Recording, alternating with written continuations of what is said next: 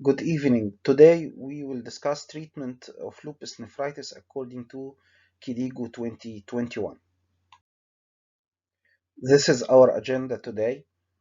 There is general treatment, then we'll discuss treatment of class 1 and class 1 and 2, class 3 and 4, class 5, and then we'll discuss how to assess treatment response to treatment, and then we'll discuss relapse treatment of lupus nephritis relapse and refractory lupus nephritis, and how to deal with thrombotic microangiopathies and activity in pregnancy, and lastly we'll discuss end stage renal disease in lupus patients. There is a general management for all patients with lupus nephritis. There is a recommendation, which is a very strong level of evidence, to give all patients with lupus nephritis hydroxychloroquine or an equivalent anti-malarial drugs unless contraindicated. So all patients should be treated with hydroxychloroquine or an equivalent anti-malarial unless there is contraindication to give hydroxychloroquine. And there is also adjuvant therapies plus hydroxychloroquine to be given for all patients with lupus nephritis. What are these adjuvant therapies? We should assess the cardiovascular risk for all patients, and if there is cardiovascular risk, we should advise our patients to modify their lifestyle by smoking cessation or decreasing the body weight or encouraging the exercise. If there is dyslipidemia, of course, we should treat to decrease this cardiovascular risk, because lupus patients have a very high incidence or very high risk for cardiovascular mortality. And also, if there is pregnancy, we should offer low dose aspirin. If there is proteinuria, we should avoid the high sodium diet. We should give adequate blood pressure control, and of course we should prescribe RAS blockers. What about the infection risk? Lupus patients, of course, have a high risk for infections because they are treated with immunosuppressive drugs. We should assess medical history if there is a herpes zoster or tuberculosis. We should screen for hepatitis B, C, and HIV, and ask patients if they took before the hepatitis B virus vaccine. We should assess if we are going to give prophylaxis for pneumocystis jirovecii, and we should ask about the vaccine or consider giving a vaccine for influenza and pneumococcal vaccination. According to individualized considerations, we should consider if we should give recombinant zoster vaccine, okay? Because especially if we are going to treat our patient with biological therapies. We should give a very high concern about the bone integrity in patients with lupus and lupus nephritis. We should assess bone mineral density and fracture risk assessment. Why this is very important? Because most of the patients are usually taking steroids for long duration, and one of the most important side effects of steroids are osteoporosis, and we have seen many cases of avascular necrosis in bone, especially in the hip joints, and I have seen myself many patients doing hip replacement for complicated from the use of high dose steroids for long duration. Osteoporosis with steroids or osteoporosis induced by steroids is usually very high in the first 6 months. So when you prescribe steroids in patients with lupus, especially in the early period, you should prescribe calcium and vitamin D supplementation, and if there is a bone mineral density very low, we should consider giving bisphosphonate to those patients. Also, We should assess ultraviolet light exposure, and in most of the cases we prescribe sunscreens for the patients to limit ultraviolet light exposure. What about ovarian failure, premature? As we know that lupus patients are usually females in childbearing age, and they are treated with immunosuppression, especially cyclosomite. Ovarian failure is common with high cumulative doses with cyclosomite, and then we should consider in discussing with patients to trying to limit this ovarian failure, and this can be done by giving gonadotropin releasing hormone agonist leuprolide, and we should describe, advise or discuss with the patient cryopreservation, either sperm or oocyte cryopreservation, to decrease or to have a solution for this possible ovarian failure, especially with high doses of cyclophosphamide. But what about pregnancy?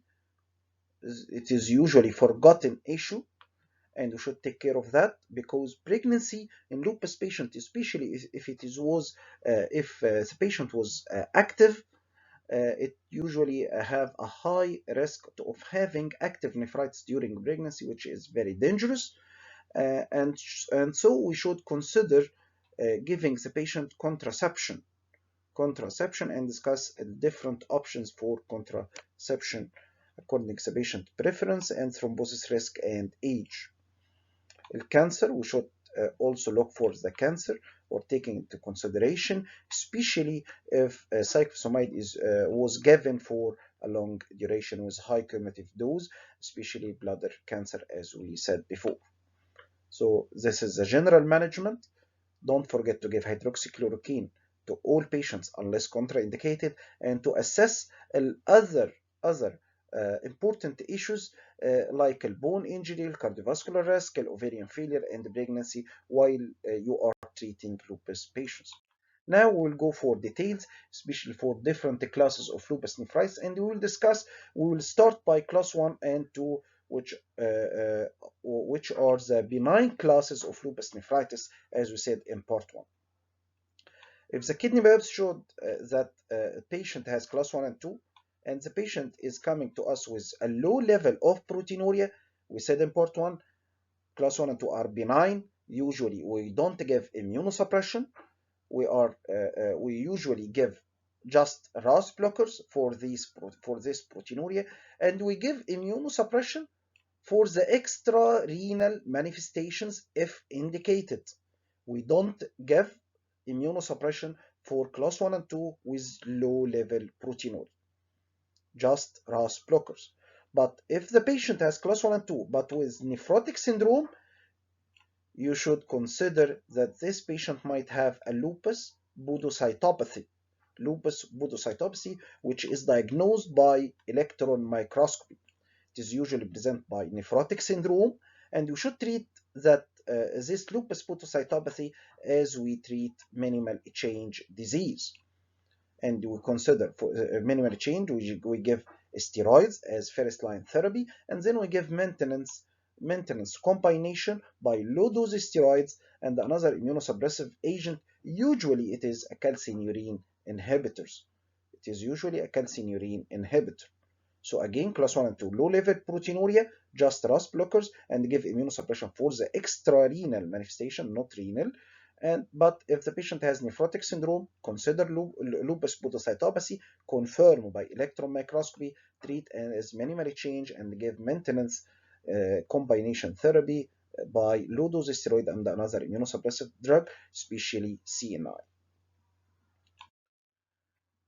Now we'll go for the bulk of our lecture, which is class 3 and 4. We said in part 1, class 3 and 4 are the most dangerous, and they are the class with the worst prognosis, and we usually treat them with aggressive immunosuppression. Class 3 and 4 is usually divided into an initial induction therapy followed by maintenance therapy.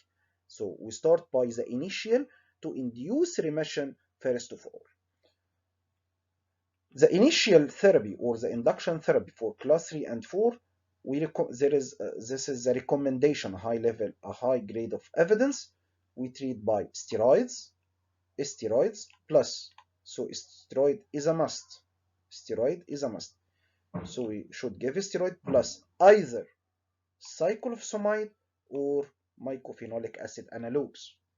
Again, we treat and the initial relapse or the initial nephritis activity by steroids plus cyclophosphamide or mycophenolic acid analogues.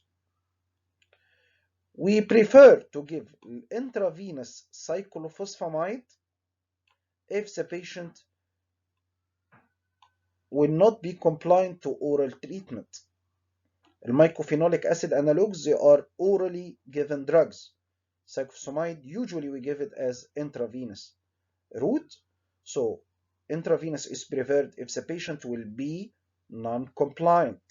This is very important type. When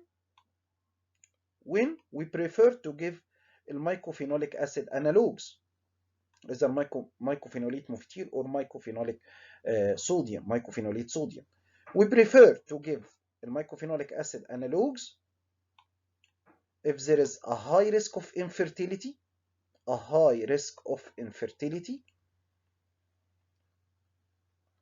and in patients who have a moderate to high cyclophosphamide cumulative dose, if the patient was given cyclophosphamide for repeated cycles and the cumulative dose is high, and also mycophenolic acid analogues are preferred in patients of Asian, Hispanic, and African ancestry. This is an important issue. Don't forget that. Again, what are the indications or the preferred indication to give a mycophenolic acid as an induction therapy plus steroids? If there is a high risk of infertility, moderate to high cyclophosphamide cumulative dose, and in patients of Asian, Hispanic, and African ancestry.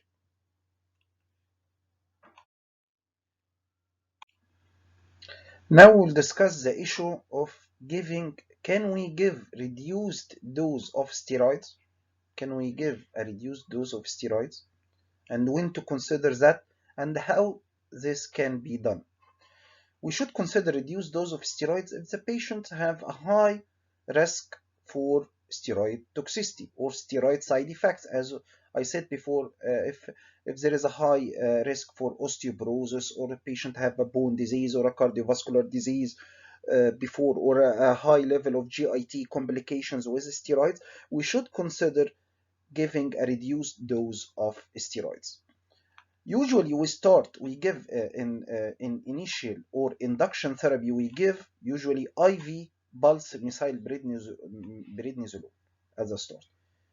IV methylprednisolone in a dose of 0.25 to 0.5 gram per day, usually for 3 days in each regimen.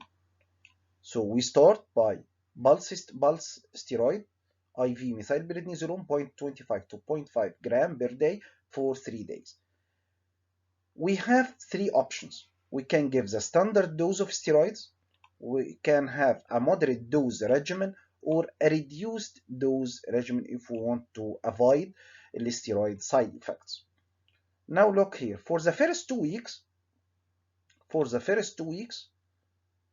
the standard dose is 0.8 to 1 milligram per kg, and the maximum is 80 milligram. In the moderate dose regimen, it is 0.6 to 0.7 milligram per kg. If we choose to use a reduced dose regimen, we start by 0.5 to 0.6 milligram per kg and a maximum of 40 milligram. And then we decrease the dose gradually. In the next 2 weeks, in week 3 and 4, we decrease in the standard dose to 0.6 to 0.7 milligram per kg, in moderate dose to 0.5 to 0.6, and in reduced dose to 0.3 to 0.4 in the next 2 weeks. And then to look for after the first month, in the first 2 weeks, in the second month, we give in the standard dose the usual dose is 30 milligram. In the moderate dose, it is 20 milligram. And in the reduced dose, it is 15 milligram. So after the first month, we reach a dose of 30 milligram or 20 milligram or 15 milligram. And then we decrease the dose every 2 weeks by 5 milligram, every 2 weeks by 5 milligram. And then after reaching a dose of 15 milligram, we decrease the dose by usually by 2.5 gram, 2.5 milligram every 2 weeks until we reach the usual dose of 5 milligram steroid per day. But my recommendation or my experience is we should use the standard dose in patient with severe active lupus nephritis. Severe patients with a high, if the biopsy shows a high percentage of crescents, or necrosis, and the activity, high activity index, we should consider using the standard dose. Don't use a moderate dose or reduced dose. Only use the moderate or reduced dose in patient with moderate active nephritis, not at high risk, with fear from steroid complications. But if the biopsy shows a high activity index and a high percentage of crescents and necrosis, please use the standard dose regimen.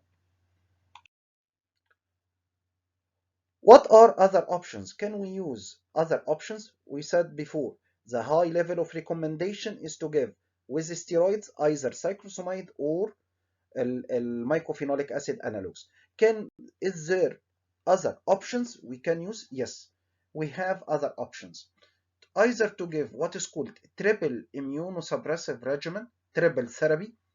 And what is the triple therapy? Is to give CNI, calcineurin inhibitors, with reduced dose of mycophenolate and steroids. This is similar to what is given in transplantation triple therapy: steroids, mycophenolate, and CNI. CNI that we use tacrolimus or cyclosporin. And when to use this triple therapy? Usually in patients who cannot tolerate the standard doses of mycophenolate, or patients who choose not to be treated by cyclophosphamide. So triple therapy, it is a second line therapy in patients who cannot tolerate mycophenolate or cyclophosphamide. Another option to be used in treatment of lupus nephritis is a new drug called voclosporin. When to use? Again, voclosporin usage is a second line therapy. It should be used only when the GFR is more than 45 milli per minute. So we shouldn't use voclosporin in GFR less than 45, and it is used in combination with mycophenolate and steroids. Can be used as initial therapy with mycophenolate and glucocorticoids for 1 year. Another option is to give a biological therapies, but especially B lymphocyte targeting biological therapies. We have two options: belimumab or rituximab. They are usually a second or a third line drugs. Usually we use them in resistant or refractory cases of lupus nephritis. We can use then these biological therapies, either belimumab or rituximab. What are other options? The last options are azathioprine or leflunomide. Azathioprine or leflunomide can be combined with steroids only if there is intolerance or other options are not available, or the cost is a major issue. So, but to know and to tell your patient that these drugs, azathioprine or leflunomide in active lupus nephritis, have inferior efficacy and has an increased rate of flare and drug toxicity. They are not the preferred drugs. They are usually the last line drugs only if there is intolerance or other drugs are not available. This is a nice diagram summarizing what we have said for induction therapy of class 3 and 4. As we said, we should give steroids. We should start by pulse methylprednisolone IV in a dose of 0.25 to 0.5 gram per day for 3 days, followed by prednisolone, oral prednisolone, and we discussed in details either to give steroids, the standard dose or moderate dose or reduced dose, as we said, with slow tapering, as we said in details. It should be combined by either the high level of recommendation is for mycophenolic acid analogs and cyclophosphamide. Mycophenolic acid analogs are usually given in for 6 months. For MMF, mycophenolate mofetil, the dose is 1 to 1.5 gram twice daily, or mycophenolate sodium, the dose is 0.7 or 720 milligram to gram up to 1 gram twice daily. So we can use mycophenolate mofetil or mycophenolic acid sodium. For cyclophosphamide, it's usually given, the usual recommendation now is to give by the IV route, and we'll discuss it in the next slide in details, the options for different regimen to give cyclophosphamide. So again, this is the high level of recommendation, steroids plus mycophenolic acid or cyclosomide. What are the other options? With special situations, especially in refractory cases, we can give calcineurin inhibitors. Usually, we can give tacrolimus or cyclosporin with as a triple therapy with reduced dose mycophenolate analogs and steroids. Usually in cases with serum creatinine less than 3 milligram per deciliter, and most of the data are coming from the Chinese population. We can give voclosporin in a dose of 23.7 milligram twice daily, combined with mycophenolate and steroids. As we said, the GFR should be higher than 45 milli per minute for 52 weeks. What about the biological therapies? We said ipilimumab. We can give ipilimumab intravenously in a dose of 10 milligram per kg every 2 weeks for 3 doses, and then to give it every 4 weeks with mycophenolic analogs or IV cyclophosphamide. This is the dose or the regimen how to give ipilimumab in resistant cases. Rituximab is given IV either usually by a dose of 1 gram on day 1 and day 15.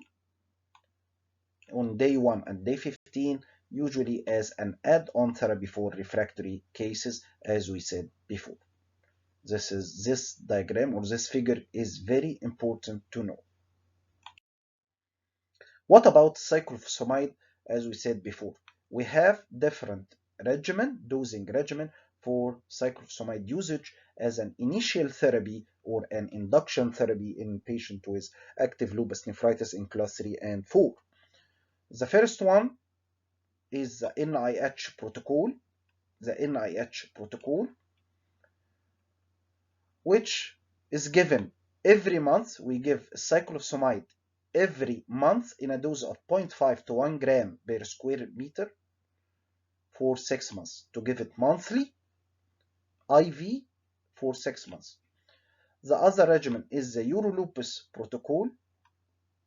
The Eurolupus protocol, which is to give cyclophosphamide intravenously in a dose of 0.5 gram every 2 weeks for 3 months. If we calculate the cumulative dose here, usually we give 1 gram every month for 6 months. the cumulative dose is 6 grams. In Eurolupus protocol, the cumulative dose is 3 grams. And the data are usually from the Caucasian patients.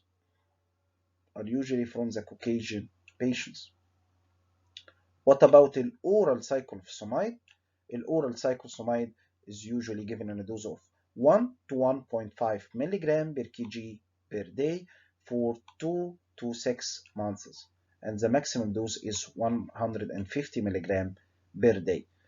The cumulative dose here is very high with a high rate of side effects. But the most common used regimen now is the Eurolupus protocol. It is the most common because it is efficient with a low cumulative dose, but we can choose the NIH protocol in patients with severe active lupus nephritis with a high level of activity index and a high percentage of crescent in the biopsy or necrosis. We can choose then the NIH protocol. Now we'll discuss the maintenance therapy for class 3 and 4. The initial therapy should be given for 3 to 6 months, followed by maintenance therapy. The recommendation after completion of the initial therapy that patient should be placed on, beside steroids, should be placed on mycophenolic acid analog. The recommendation to give steroids and mycophenolic acid analogs for maintenance, and this is the first choice. So patient should be tapered on steroids to less than 7.5 milligram per day, usually on 5 milligram per day, and combined with the first choice is mycophenolic acid analogs. If we give mycophenolate mofetil, the dose is 1 to 2 gram per day. If we give mycophenolic acid, the dose is 720 milligram once or twice daily. On individual indications, or if there is side effects from mycophenolic acid analogs, usually as a GIT upset, we can give azathioprine in a dose of 1.5 to 2 milligram per kg per day. So the first choice is mycophenolic acid analogs. If there is side effects or if the cost is an issue, we can give azathioprine 1.5 to 2 milligram per kg per day. If both are not tolerated, the mycophenolic acid analogs and azathioprine are not tolerated, we can use plus steroids. We can use calcineurin inhibitors or imidazolpine. Tacrolimus can be used, targeting a trough of 4 to 6 nanogram per milli, and cyclosporin can be used, targeting a trough of 60 to 100 nanogram per milli, and we can give imidazolpine in a dose of 3 milligram per kg per day. So don't forget, first choice is mycophenolic acid analog. We can use instead in special situations azathioprine. And now to discuss it in more details. Azathioprine can be used as an alternative to mycophenolic acid analogs in patients who cannot tolerate or cannot have access, or the cost is an issue to have or to take mycophenolic acid analogs, and patients who are considering to be pregnant. In patients who are considering to be pregnant, azathioprine will be the first choice. Glucocorticoids should be tapered to the lowest possible dose.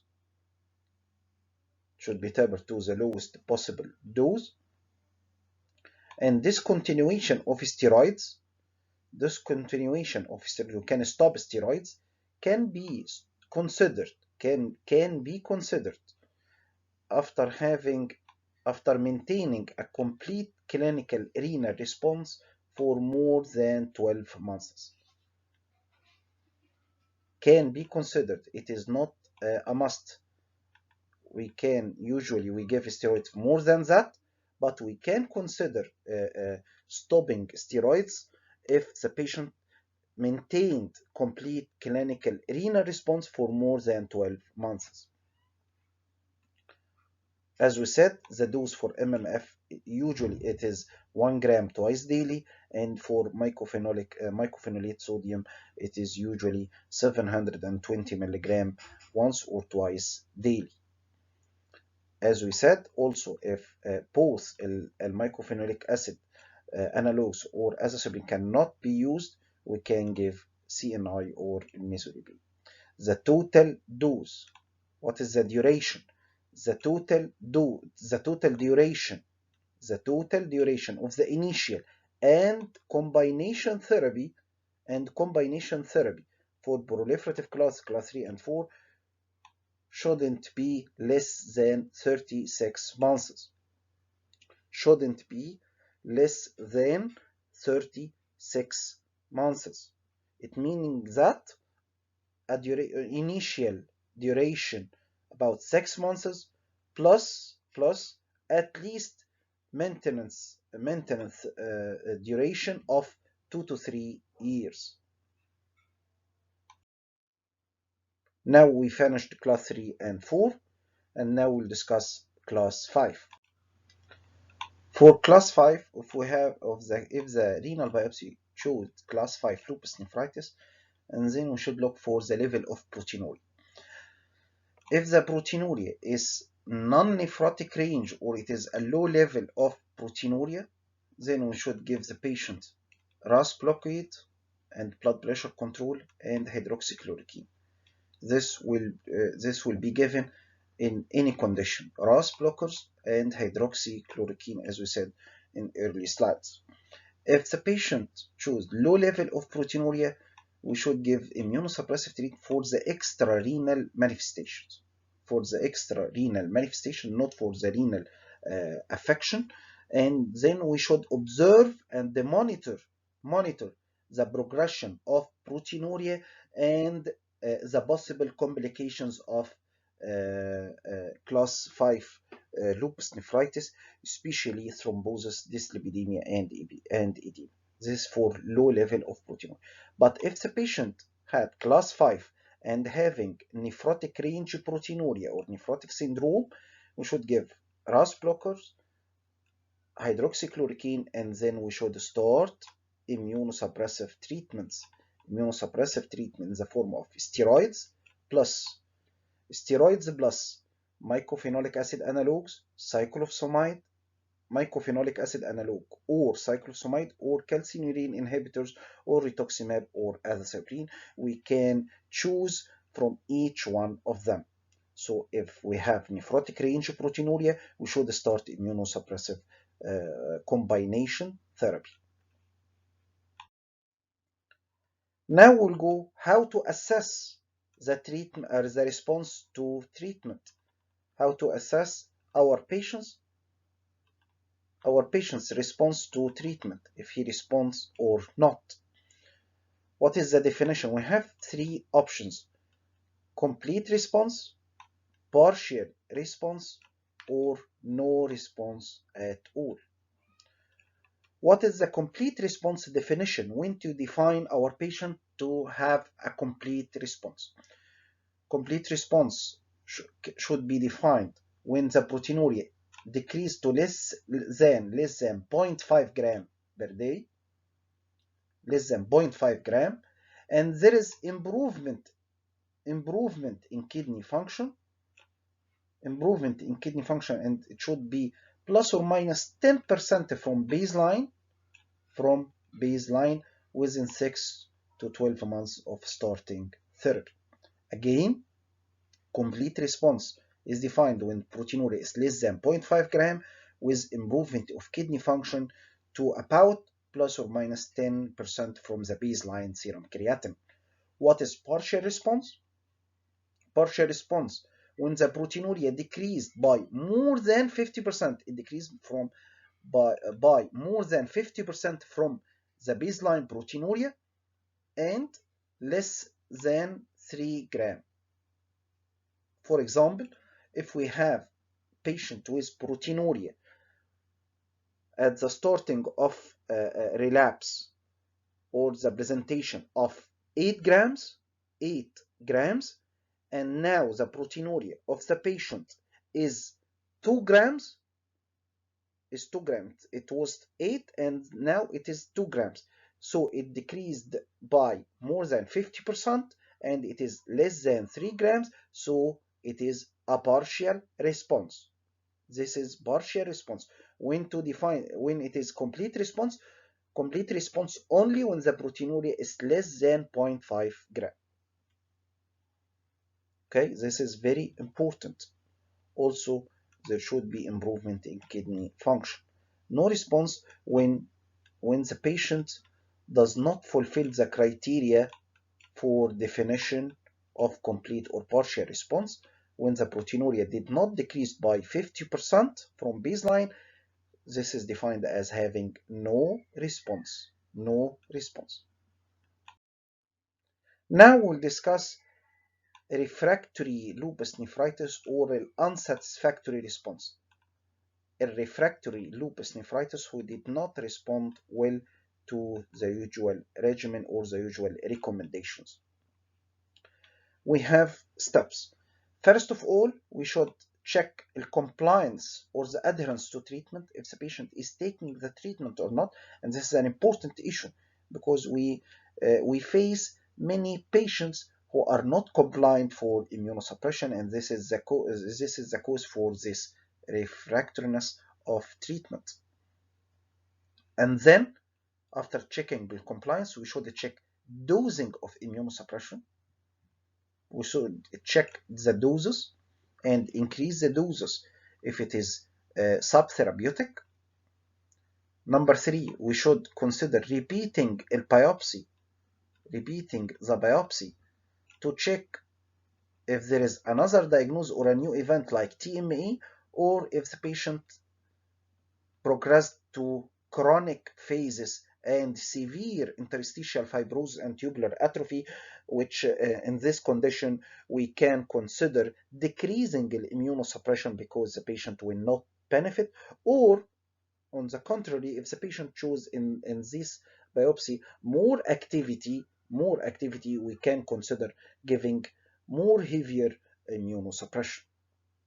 So the third step is to repeat the biopsy. For treatment, what can we do? The first option is to switch between mycophenolic acid analogs and cyclosomite. We said in class 3 and 4, we give steroids plus either cyclosomite or mycophenolic acid analog. The first step is to switch. If the patient was treated by cyclosomite, and then we can use a mycophenolic acid analog. If the patient was treated by mycophenolic acid analog, and then we can now, and there is no response, we can use cyclosomite. So the first step is to switch between the first line therapies. If no response after that, we can consider other options, but either to give or to add the calcineurin inhibitors. As we said before, it is called the triple therapy to give calcineurin plus mycophenolic acid analogs and steroid. Also, another option was that we can use biological therapies by rituximab or belimumab, and also we can use extended courses of IV cyclophosphamide. So again, if we have a patient with refractory lupus nephritis who did not respond well for the initial recommendations, we should check the compliance, check doses, repeat the biopsy. First of all, we can switch between first line therapies, mycophenolic acid analogs and cyclosomite, and then we can use triple therapy or biologics and rituximab or belimumab, or we can use extended courses of IV pulse cyclophosphamide. What about the relapse? If the patient responded before and shows a complete response or remission, and then the patient with follow-up, the patient relapses again, then this patient presented with relapse should be treated with the same initial therapy, or we can start the other or the alternative first line therapy. As if the patient was treated before and gave response to cyclosomide, we can give cyclosomide again, or we can use in this relapse mycophenolic acid analogs. Another issue in lupus nephritis, which is TMA.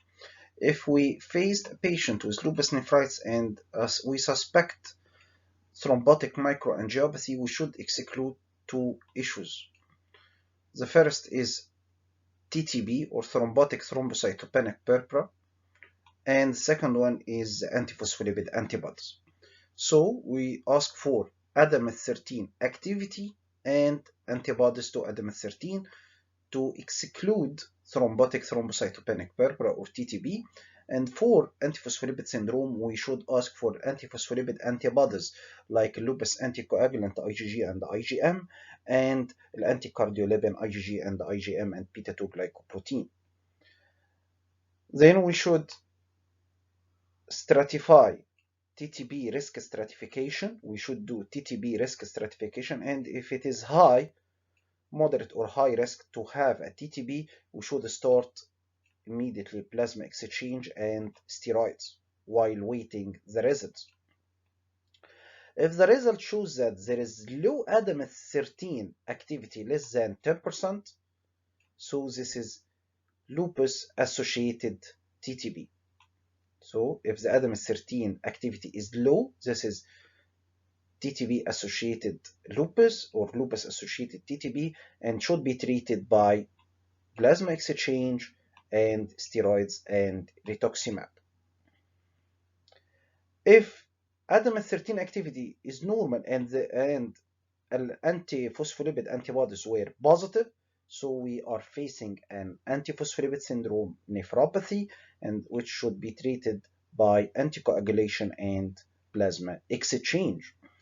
But if both of them were negative, ADAMA13 and the antiphospholipid antibodies, we should exclude or evaluate other causes for thrombotic microangiopathy, especially complement-mediated TMA, and if it is complement-mediated TMA, we should treat by eculizumab.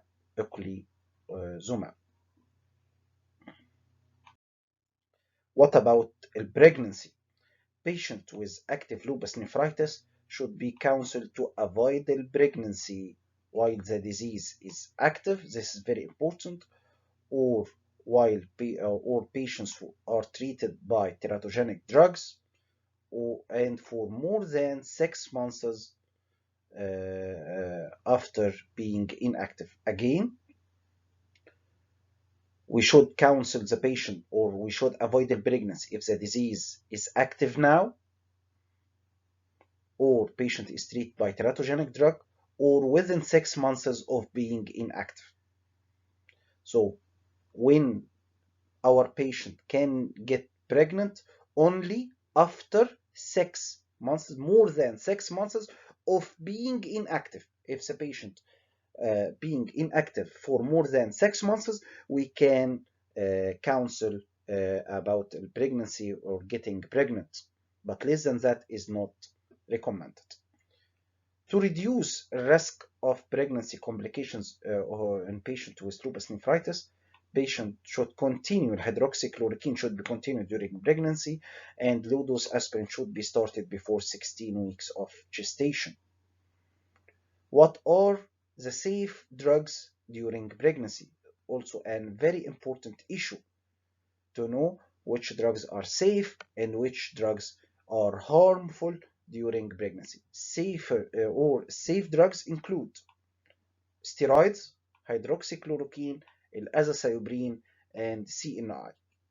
All of these drugs are safe and can be used during pregnancy, while drugs that are contraindicated to be used include mycophenolic acid analogs, cyclosomite.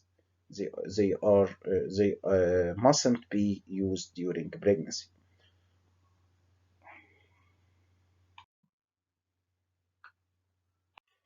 Patients who reached end-stage renal disease due to lupus nephritis can be treated by hemodialysis, peritoneal dialysis, or kidney transplantation, and kidney transplantation is the preferred option is more preferred to long-term dialysis. This treatment is according to the KDIGO 2021. Thank you.